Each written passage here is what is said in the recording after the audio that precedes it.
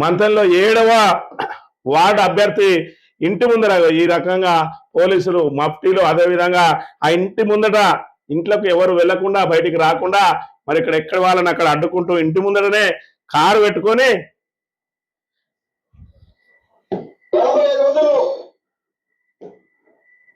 ఇవ రామగిరి ఎస్ఐ ఆధ్వర్యంలో ఆయన ఇంటి ముందరనే పెట్టి మరి ఆ పూర్తిగా కట్టడి చేసిన పరిస్థితి 2 రోజుల పాటు ఇంట్లో నుంచి బయటికే వెళ్ళనియని పరిస్థితి 9 తారీఖు సాయంత్రం 5 గంటల నుంచి పోలింగ్ సమయం వరకు కూడా బయటికి అడుగు పెట్టకుండా మరి అక్కడ ఏదైతే ఆ నామినేషన్ వేసిన కాడ నుంచి మొదలుకుంటే ఆ ఇంటి ముందరనే తిష్ట వేసి ఎవరు ఆ ఇంట్లోకి వెళ్లకుండా వాళ్ళు బయటికి రాకుండా వాళ్ళ దగ్గర నుంచి చిన్న మెటీరియల్ కూడా బయటికి రాకుండా మరి ఇట్లా కట్టడి చేసిండు. ఎవరు ఆయన అంటే ఆయననే ఇనుముల సత్యనారాయణ అని మరి ఇక్కడ శ్రీధర్ బాబు మెప్పు పొందాలని చెప్పి బుట్టమల దగ్గర 900 కోట్లు ఉన్నాయని చెప్పి ఏదైతే అబద్ధాలతోటి అసత్యాలతోటి హైకోర్టులో కేసేసి ఆ హైకోర్టులో కేసు కొట్టేసినాక మేము దర్యాప్తు సంస్థలో పోయినామని చెప్పి నానా యాగి చేసి దుష్ప్రచారాలన్నీ చేసే ఆ దుష్టునికి ఇక తగిన శాస్త్రే జరిగింది.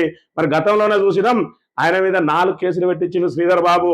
ఆ 4 కేసులు పెట్టించి జైల్లో తోలే ప్రయత్నం చేస్తా ఉంటే మళ్ళా పోయి చేతులు జోడించి శరణు చొచ్చితే ఇడిచిపెట్టిండు. వాళ్ళు పోలీసులు అరెస్ట్ చేయలేదు, బెయిల్ తెచ్చుకున్నాడు. మళ్ళీ ఇప్పుడు చూసుకున్నట్టయితే టికెట్ అడిగిండు 7వ వార్డు.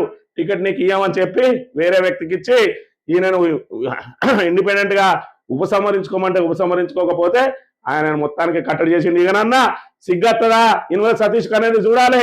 ఎందుకంటే పుట్టమది మీద కాపు సామాజిక వర్గానికి సంబంధించిన వ్యక్తి, తోటి బీసీ అయినటువంటి వ్యక్తి, తోటి కులము వ్యక్తి మీద అసత్యాలతోటి ఇన్ని రోజులు అబద్ధాలతో ప్రచారం చేసినటువంటి ఇనుముల సత్యనారాయణ ఇప్పటికైనా ముక్కు భూమికి రాకి ఇవరకైతే ఏవేవైతే మరి అబద్ధాలు అభాండాలు వేసిండో వాటన్నిటిని కూడా ప్రజలకు వివరించాలి. ఇప్పటికైనా మరి ఇంకా కూడా వాళ్ళ దగ్గర బానిసత్వంగానే ఉంటాడో చూడాలి.